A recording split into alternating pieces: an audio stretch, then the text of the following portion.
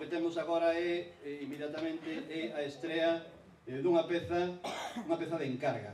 Tamén era obligado a facela, dada a figura que hoxe celebramos, pero foi unha encarga, unha encomenda que nos fixo o noso amigo Miguel Anxo Mouriño hai varios meses.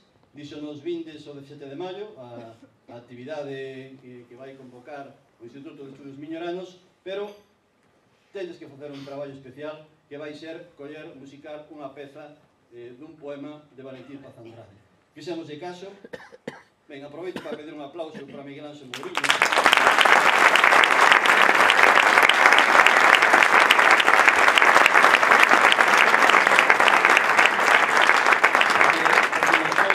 Que foi o principal argallante e armadanzas desta festa que hoxe nos reúne.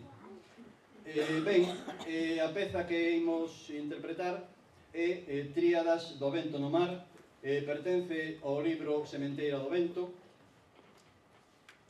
É un fragmento desta obra. A música puxo ya o noso compañeiro Luis Correa e os arranxos para coro son do noso director, Pablo Rial. Esperamos que sexa do vosso agrado. Moitas gracias.